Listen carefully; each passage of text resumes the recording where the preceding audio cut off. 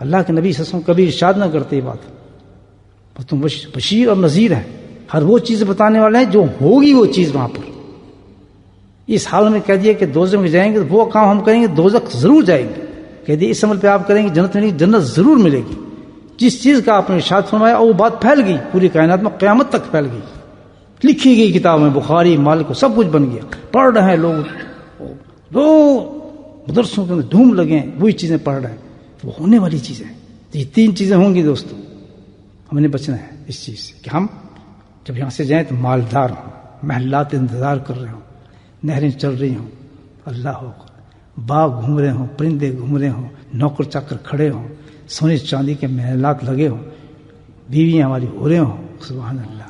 یہی ہے نا قرآن جو پڑھتے ہیں، جس پہ یقین نہیں تو قرآن کیا پڑھا ہم نے؟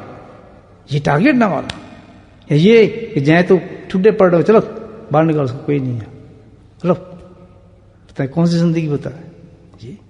تو کیوں اللہ کے نبی فرما رہے ہیں 3 چیزیں ہوں، مفلس نہ ہونا، وہاں جائیداد والے ہونا، یہ ہم بتا رہے ہیں اللہ، جائیداد والے ہونا ہے، تم نے میری امت میں سے ہو اس لیے میں تمہیں بتا رہا ہوں، وہاں مکان ہوں گے تمہارے، خالیات نہ جانا، یہ ہمیں بتایا جائے، جائیں گے یا نہیں جائیں گے ایسے؟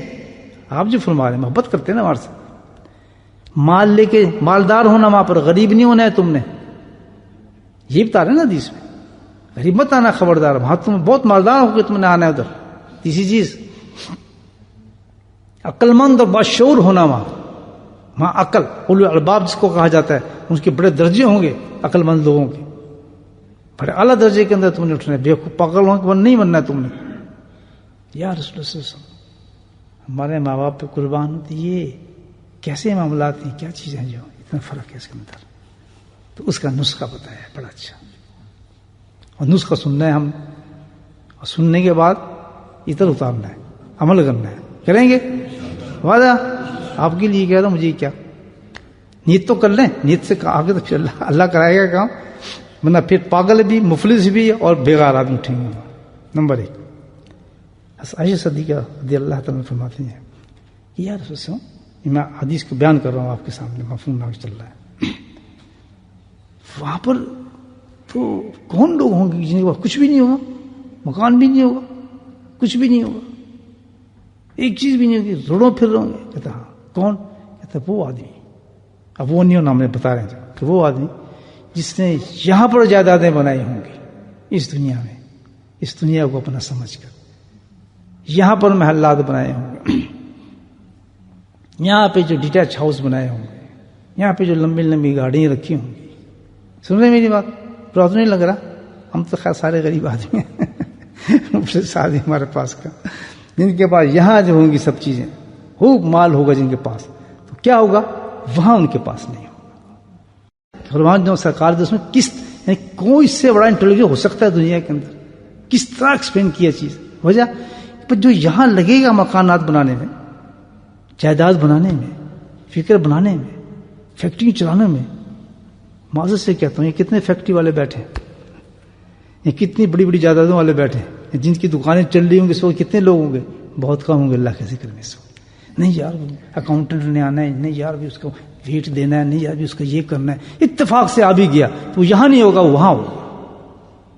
ایسی جو نمازیں پڑھنے والے ہوتے ہیں وہ نماز میں نہیں ہوتے بلکہ کہاں ہوتے ہیں؟ اپنے کاروبار پہ کھڑے ہوتے ہیں، عادتاً یا جماعت کی محنت سے یا تبلیغ کی محنت سے کھینچ لیا ان کو، آ گئے الحمدللہ، کھینچ لیا ان کو مسجد میں پہنچا دیا، محنت کی ہم نے، آ گئے، لیکن کیا ہے دل ان کے وہاں ہے، اور اللہ تعالیٰ کہتا ہے کہ مجھے تیرے جسم کی حاضری نہیں چاہیے، مجھے تیرے دل کی حاضری چاہیے۔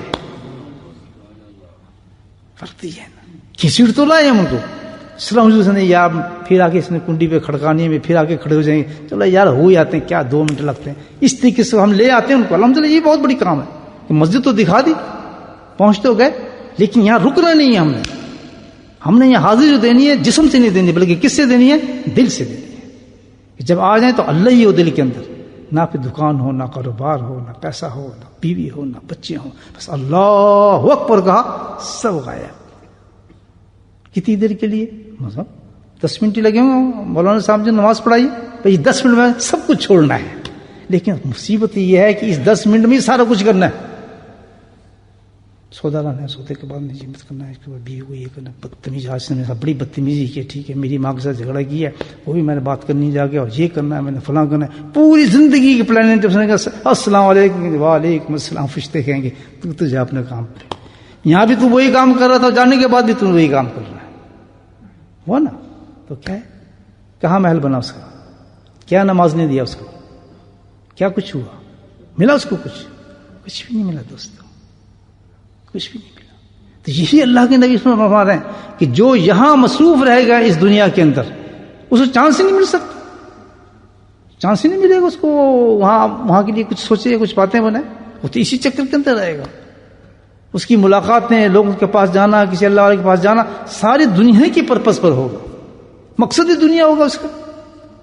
اس نے سوچا ہی نہیں کہ میں اس لیے جا رہا ہوں کہ یہاں سے میں دنیا نکالنی ہے. مسجد میں ہمیں اس لیے بھیجا جاتا ہے کہ 10 منٹ تم نے لاک کر دینا اپنے دل میں ہر چیز کو.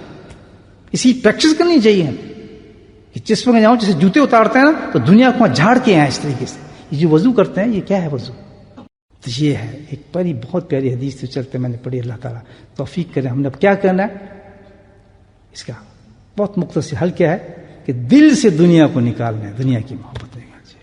یہ ساری تصوف کی جڑ بتائیے. صوفی ازم جس کو کہتے ہیں نا، آپ جو آئے ہیں الحمدللہ ذکر کرنے، اس کی بنیادی وجہ یہ ہے ذکر کرنے کی، ذکر پہ محنت کرنے کی بنیادی وجہ یہ ہے کہ دل سے ہماری کیا نکل جائے، دنیا نکل جائے. ایک صحیح حدیث آپ کو سنا کے بات کو ختم کرتا ہوں. اللہ کے نبی صلی اللہ علیہ وسلم ارشاد فرماتے ہیں کہ ساری گناہوں کی جڑ کیا ہے، دنیا کی محبت ہے. تو وہی مشکل ہے، یہ عارضی محبت ہے.